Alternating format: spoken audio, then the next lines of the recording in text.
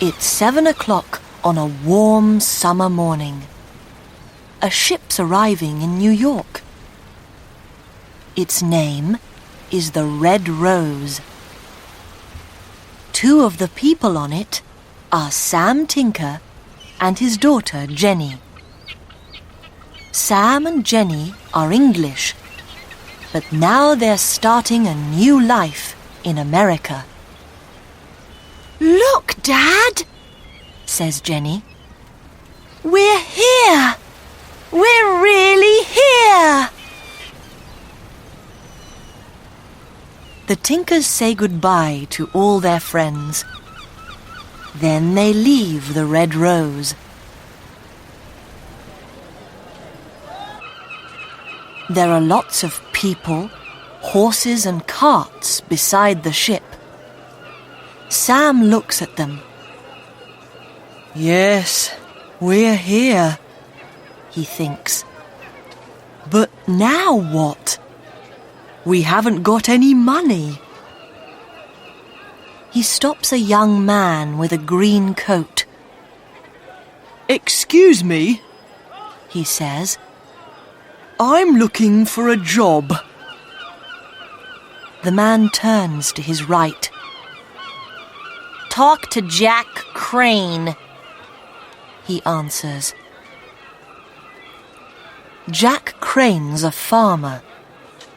He has a long, thin face and only 3 fingers on his right hand. He listens to Sam's story. Then he takes off his hat. "Okay," he says. "You can both have jobs. I need a new man to work in the fields, and we want someone to help in the kitchen too. Isn't that right, Blue Sky?" There's an Indian girl on top of the cart. "Yes," she says, and smiles at Jenny.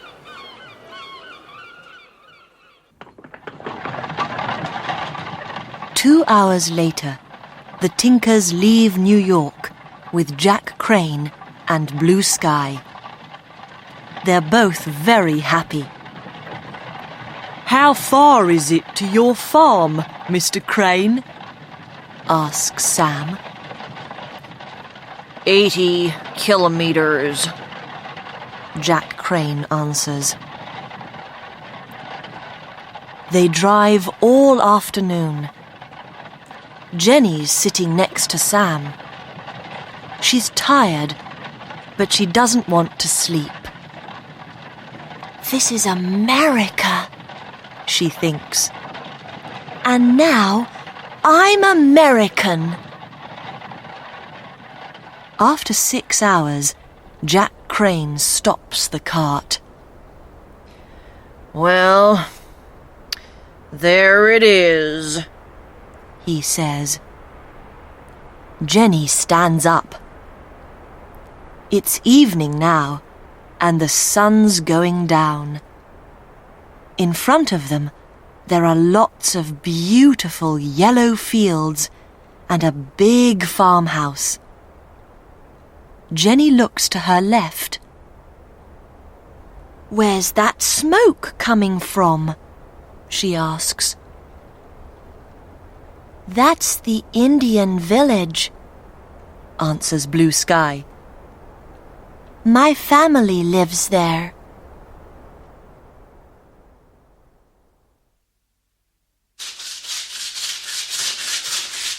The next day, the Tinkers start work. Jenny helps Blue Sky in the farmhouse. First, the 2 girls cook everyone's breakfast. Then they make all the beds.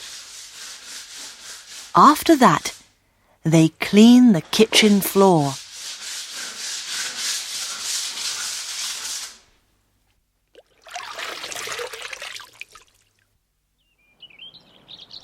At the same time, Sam's working in the fields.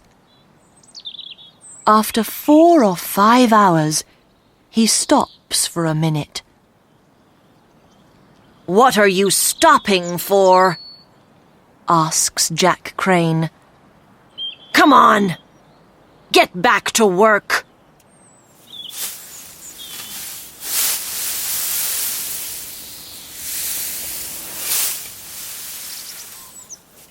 Sam and Jenny have only one free day every week.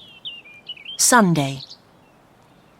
It's Blue Sky's free day too. That's when she visits her family. One Sunday, Jenny goes with her. She makes a lot of new friends. She meets the village chief too, Silver Cloud. He has a beautiful wife and a young son. After that first visit, Jenny often goes to the village. She starts to learn some Indian words too. Jenny's always happy with her new Indian friends, but she's not happy on the farm. Sam's unhappy too. "I don't want to work here on Jack Crane's farm anymore," he says one evening. "I want to work on my farm, Tinker's farm." "I know, Dad," Jenny answers. Then she thinks, "But how? We can't buy any land. Jack Crane pays us only $2 a week."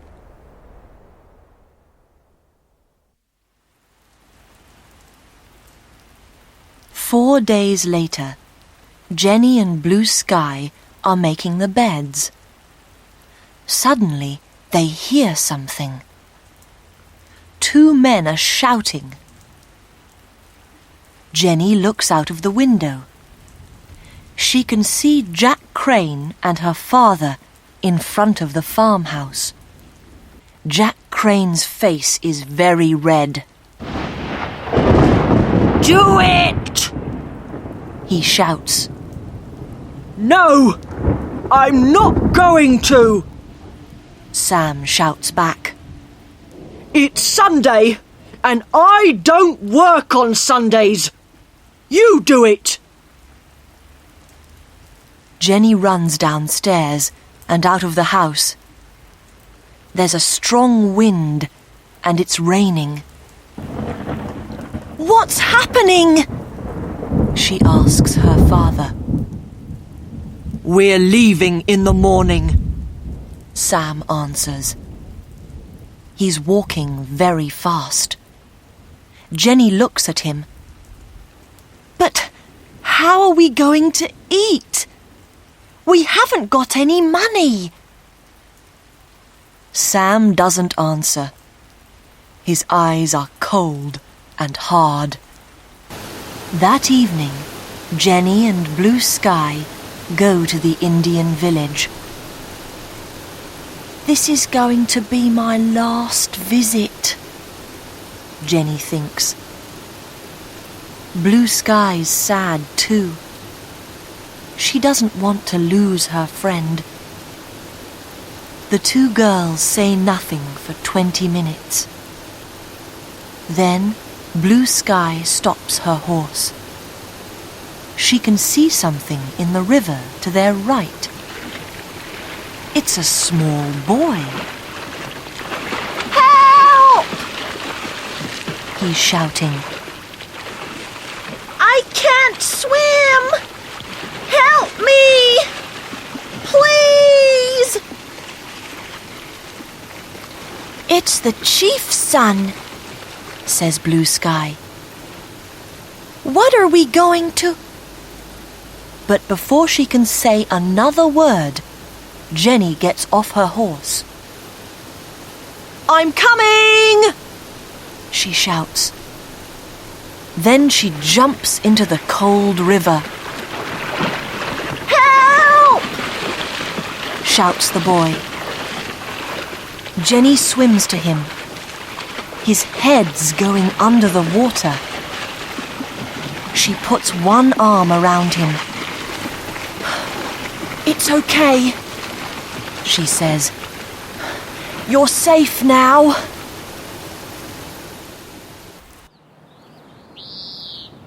Half an hour later, Jenny and Blue Sky arrive at the Indian village. The chief comes to meet them. "But I don't understand," he says to Blue Sky. "Why's my son with you? And why are he and the English girl wet?" Blue Sky tells him the story. After that, the chief's very happy. He smiles at Jenny. "How can I thank you?" he says. "Please, let me give you something. Anything."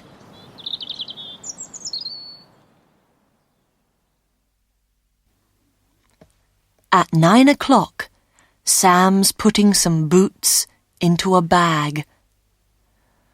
"What's going to happen tomorrow?" he thinks. Suddenly, the door opens. It's Jenny. "Come with me, Dad," she says. "I want to show you something." Sam looks at his daughter. Her eyes are bright, and she's smiling. "What are you talking about?" he asks. "There isn't time for any questions," says Jenny. "Come on." She takes her father to a hill. At the top, she says, "Look! Can you see that land over there?" "Yes," Sam answers. Then Jenny tells him about Silver Cloud's son. After she finishes, Sam says, "You mean—" "Yes." Jenny smiles at her father. "The Indians are giving us our own farm. Tinker's Farm. Oh, Dad, isn't it wonderful? Now we can really start a new life."